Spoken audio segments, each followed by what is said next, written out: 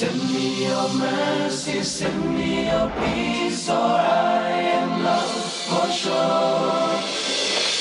Oh, here I am, yearning for your cure.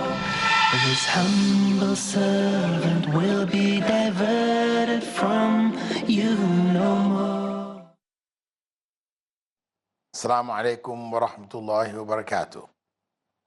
I'd like to welcome you, dear viewers, to another in our series, The Best of Tawheed, in which we're looking at the best evidences which have been used from the Quran and the Sunnah to establish the correct meaning for this central pillar of Islam, Tawheed, the unique unity of Allah and its maintenance. How do we maintain it as a unique unity in our thought, our actions, our deeds? Scholars have dissected it in order to facilitate its understanding. And we have been looking at various elements from it and various concepts, statements, arguments, which in fact contradict the true teachings and violate its principles. In our previous episode, we were looking at fortune telling. And then we looked at a branch of fortune telling called astrology, which is very popular, probably the most widespread practice of fortune telling today. The other area, which is also a forbidden area, which violates the key principles of Tawheed, is the area known as magic. In Arabic, it's called sihr. If we look at the practice of magic, for which other terms like witchcraft, divination, necromancy, amongst the more classical terms used for it, sorcery, although witchcraft tended to be practiced by women, they call that witchcraft, the witch being a female magician. So these various practices, whatever name we give them, from the Islamic perspective, they are as a whole a forbidden area, because the Prophet, may God's peace and blessing be upon him, had prohibited magic based on the Quranic injunctions against it. We have clear statements from the Quran with regards to Prophet Sulaiman, where magic had been attributed to Prophet Sulaiman by the Jews. The Jews claimed that he had a special book of magic from which he practiced this particular form of evil.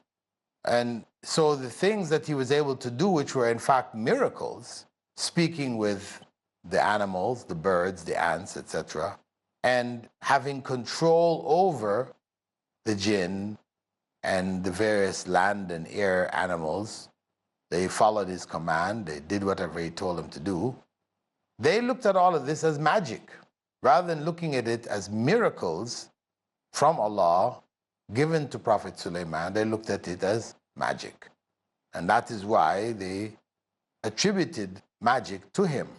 However, if we look at the text of the Quran in Surah Al-Baqarah, verse 102, where Allah said, they follow what the devils related concerning Solomon's kingdom. But it was not Solomon who disbelieved.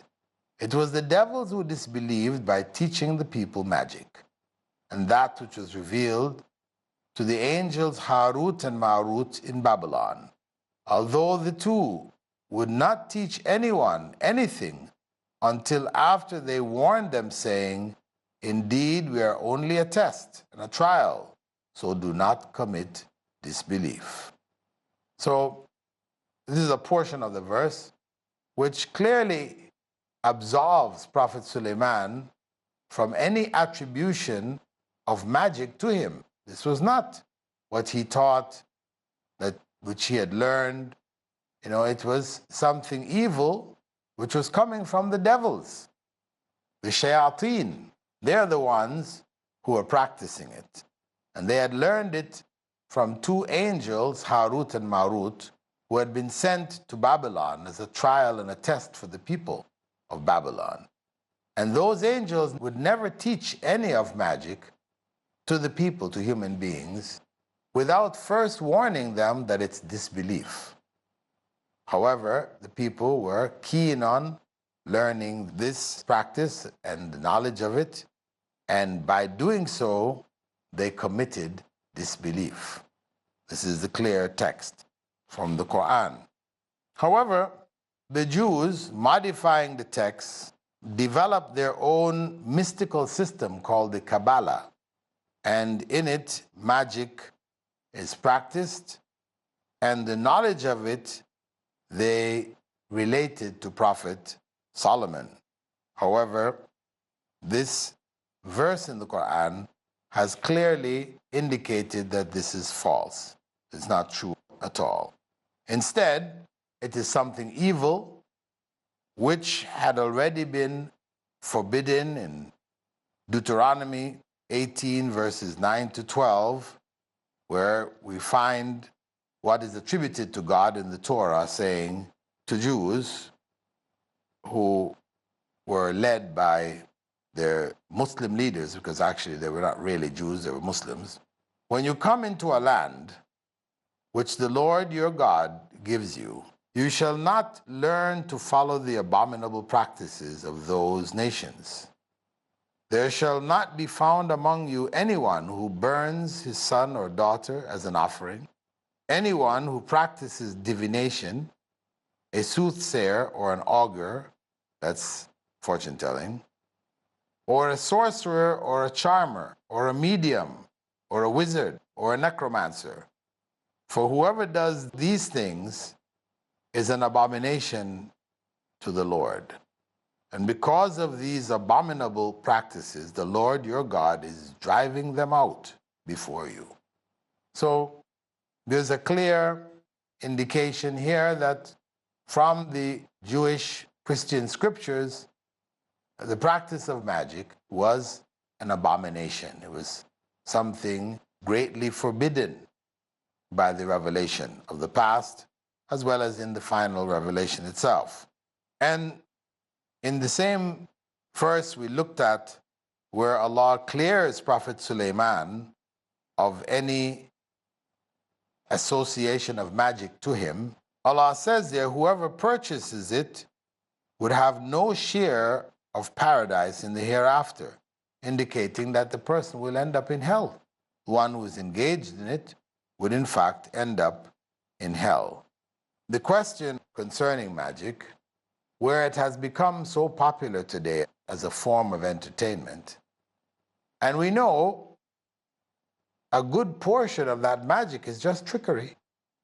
It's just a form of delusion or illusion.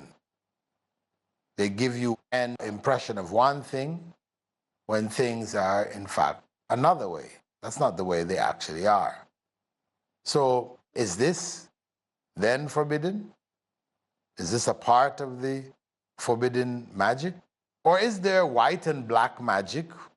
People talk about black magic, and then there's white magic. So black magic is like the bad magic, and white magic is like the good magic. Well, the reality is, from the Islamic perspective, is all magic. It's all forbidden. Even what is trickery is forbidden to be practiced in such a way that people believe that the one doing it is actually doing what he is appearing to do. If one was just entertaining people by doing a trick and then explaining to them how he did it, so it's clear to the people this is not magic, it's just an illusion, that's a different situation. But where one comes out and you go through all the motions, and you have your assistants and you do things, sawing people in half and all these other kinds of things, and the people are just amazed. How did they do it? How is it possible? and they think that this person is actually able to do these things, this is forbidden. From the Islamic perspective, this is not allowable. Even though it's not real, quote unquote, magic, but it is enough down the way to be considered haram and forbidden, not allowed in Islam. We're going to take a brief break, after which we will continue to look at magic as a practice, as it is practiced today, and try to get to the root elements of why it is forbidden. We'll see you after the break.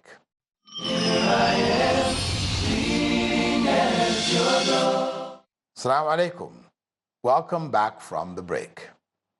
Now, prior to the break, we were looking at magic as an illusion, tricks that are done to entertain people, while people actually end up believing that what is being done is actually being done and that it's not an illusion. But even if they know it's an illusion, we said that this is not permissible, as it is opening the door for the forbidden forms. So magic has two aspects to it. One which may be called tricks, magical tricks. The other which involves now contact with the jinn, the world of the jinn. This type of magic, which can now affect people by spells actually causing physical harm and damage, this type, which is the core, is clearly forbidden. The Prophet, may God's peace and blessing be upon him, forbade it in no uncertain terms.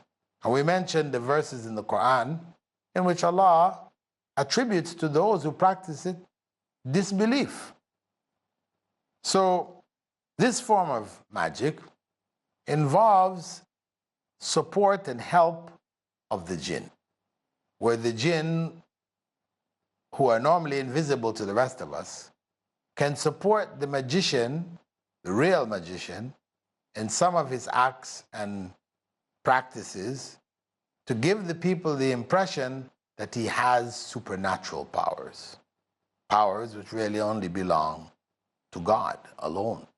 So people's faith in God is shaken, and this opens them up now to other satanic forces which would encourage them to engage in forbidden acts of sacrifice and worship to other than Allah, and all of this can come in along with that package.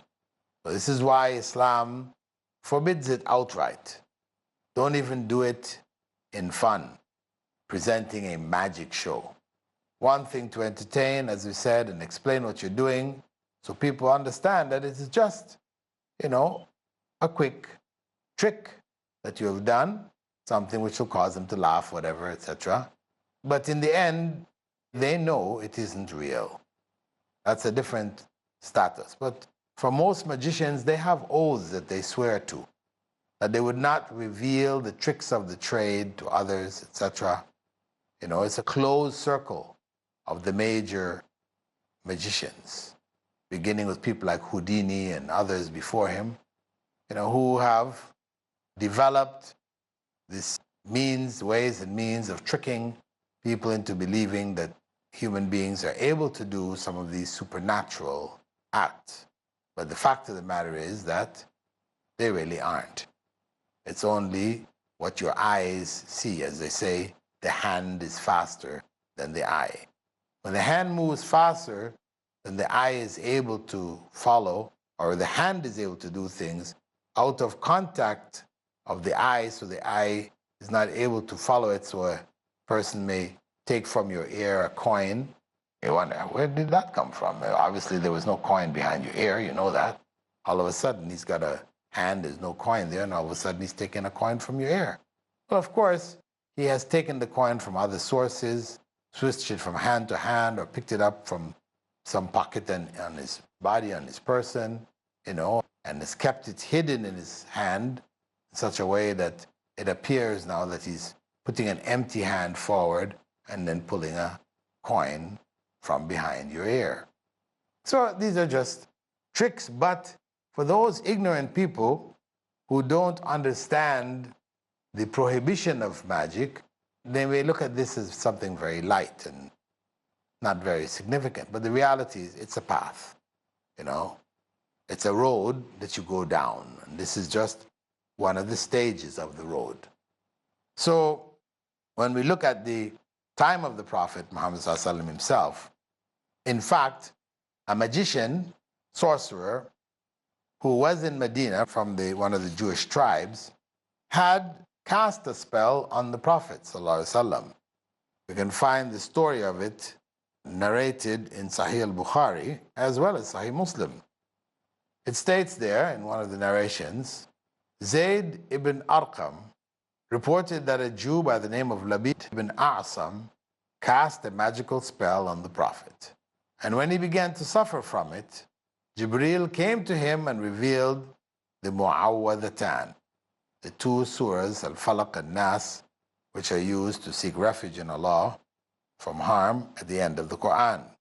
Then said to him, surely it was a Jew who cast this spell on you, and the magical charm is in a certain well. The Prophet ﷺ told him to untie the knots in it, one by one, and recite a surah from the surahs with each. When he did so, the Prophet ﷺ got up as if he had been released from being tied up. Okay, so the Prophet ﷺ was affected by this magical charm which Labid ibn Arsam had prepared for him and buried it in a well in Medina. Now, what he had done was collected a comb of the Prophet which had some of the hairs from his head, etc. And he had tied knots into it, to this concoction, blown over it, and with the aid of the jinn, it affected the Prophet Muhammad ﷺ in such a way that some things you remember that he had done. But in fact, what he thought he hadn't done, he did do. And what he thought he did do, he hadn't done. So, there was this kind of effect on him where he was unsure about things. Some things, he thought he did them, but in fact his wives would tell him, no, you didn't do that. Or he thought he did it, and he said, no, you haven't done that. Sort of thing. So then Allah sent the last two chapters of the Quran, قُلْ أَعُوذُ بِرَبِّ الْفَلَقِ and قُلْ أَعُوذُ بِرَبِّ النَّاسِ, as a means of breaking the spell. So we take from that if anybody is suffering in such a way, then it is about reciting these chapters. This chapter should be recited for that person as a means of removing the spiritual ailment which has come over them as a result of magic. So when the Prophet ﷺ had this done, obviously it's not surprising then for him to speak of magic in such a harsh manner. Well, not himself directly, but his companions after him did engage in executing anyone who was caught in the practice of magic. One of the things that we also have to consider, because of the use of the jinn or the involvement of the jinn in terms of affecting people through magic, because you have to remember that because the jinn are invisible to us, if a person was working with a jinn, for example, then the jinn could lift him from his chair and he would appear to those people to have just raised himself. He could say to them, look, I will show you a sign. And then as he's sitting there, his body raises from the chair. And they don't see any wires or anything which raises him up enough that you could look under. And you don't see any, structure which has raised him up. So, wow. But of course, when you understand that that person is working with the jinn are invisible to us, then they can simply lift him up and we wouldn't know it. So this types of practice, which may start off very simple, may then shift to this stage where you're actually harming people through the jinn and magic. In fact, the practice of magic is quite widespread in many Muslim countries today, third world Muslim countries, where people talk about being affected by magic all the time. In fact, maybe they have gone overboard to certain degrees that anything that happens, they say, oh, it must be magic. So-and-so can't get married. Very common point that I hear in Facebook questions sent to me, what can I do? I think there's magic on me. Every time I try to get married, the things don't work out. It's been years now and I haven't got married yet. Magic. Somebody, I can't have a baby. I've been trying to have a baby, so and so and so. I think somebody's put a spell on me, my mother-in-law or whatever, magic. So many things tend to be attributed to magic. Of course, much of it is not at all. But there are some genuine cases where people are engaged in magic and using the jinn to harm others. So it's not something we can treat lightly and just laugh it off when people are genuinely being hurt in different parts of the world. So the issue of magic, we've seen what the Prophet Muhammad has done.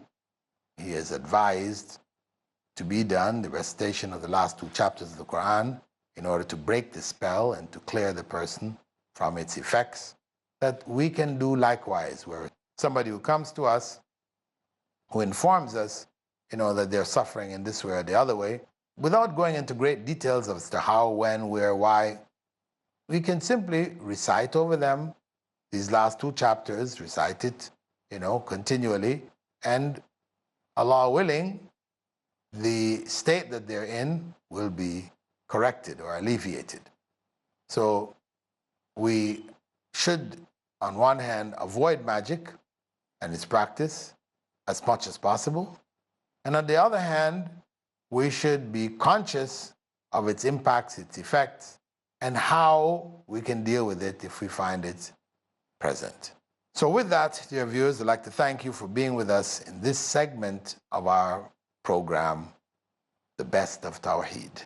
We'll be looking a bit further into the impact or the role of jinns in terms of affecting us as human beings, whether through magical practices of other human beings or through other practices. Realities are that there are many of us who do suffer from this interaction, this, you could say, demonic attack. And as a result, it has devastated people's lives. So we will be looking at that in more detail to get to the root of it and understand the problems and the issues. So we hope to see you in the coming episode. I now bid you farewell. Wassalamu alaikum wa rahmatullahi wa barakatuh. Oh Lord, here I am, pleading at your door. Send me your mercy, send me your peace, or I am lost for sure. Oh Lord, here I am, please. Islamic Online University presents you with the golden opportunity to study the various branches of Islamic studies from the comforts of your home. Now, you get to study at your own time schedule and at a pace that suits you best. IOU is the brainchild of Dr. Bilal Phillips, who envisioned an institution that would offer undergraduate and postgraduate courses online and completely tuition-free. Choose from the widest range of programs that you can ever imagine. Bachelor's in Islamic Studies, Intensive Arabic Program, Global Quran Memorization Program, Bridge to Master's in Islamic Studies, Bachelor's, Certificate, and Diploma in Psychology, Education, Islamic Finance, Business Administration, and Information Technology, and the Crown, Master's in Islamic Studies. Our syllabus is based on the bachelor's degree program of Madinah University, Durman Islamic University, Al-Azhar University, and other reputable Islamic institutions. Your journey to acquire Islamic knowledge is just a click away. Islamic Online University, changing the nation through education. Register now and get started. Visit www.iou.edu.gm for more details.